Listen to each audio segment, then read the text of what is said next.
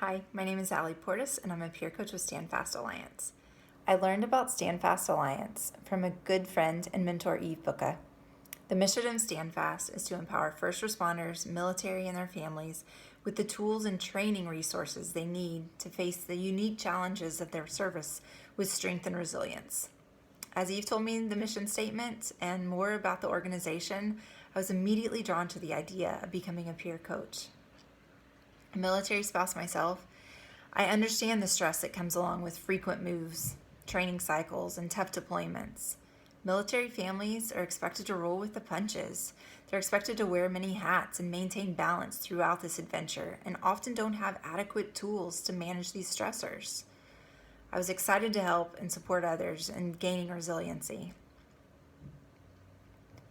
After being accepted as a peer coach, I was then trained in resiliency through the HeartMath Institute. HeartMath is an education and research-based nonprofit that focuses on the science of the heart. Their training covers practical and simple techniques for people of all ages to use at any time to decrease stress and increase personal balance. These methods use mindfulness and breathing to focus the attention away from the stress and into a more balanced and optimistic mindset. This is the definition of resiliency, the ability to bounce back from a problem. As a peer coach, we also incorporate biofeedback into our coaching sessions to monitor heart rate variability and increase coherence. I like to explain biofeedback as anything that allows you to see your body in action, almost like a mirror at the gym. The goal of biofeedback is practicing how to bring your brain, your mind, your body, and emotions all into alignment using your breath. For me personally, biofeedback training has helped me understand how I can better self-regulate in trying situations. Anything from getting an upsetting phone call to needing to help my kids navigate being 2 and 7 years old.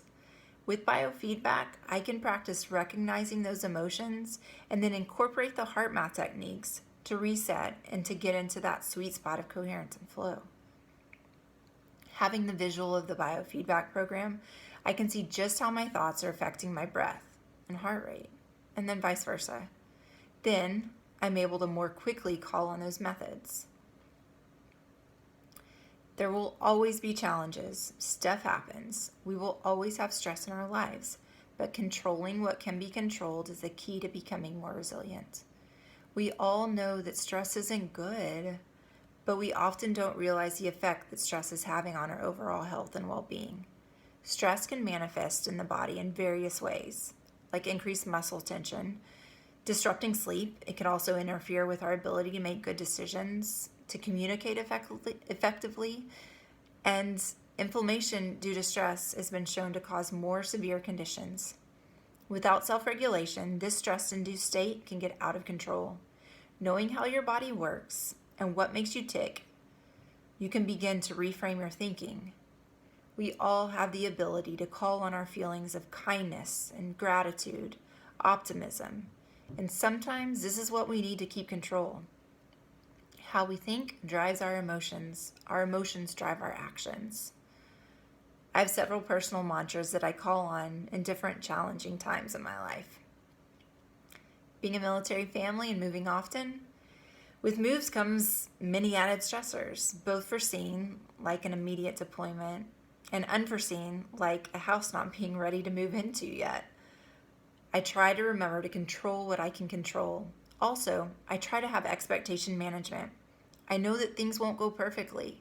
By planning ahead and mentally preparing for the unforeseen challenges, I can do better at taking those unexpected hits and bouncing back more quickly. This enables me to be a better, more resilient version of myself.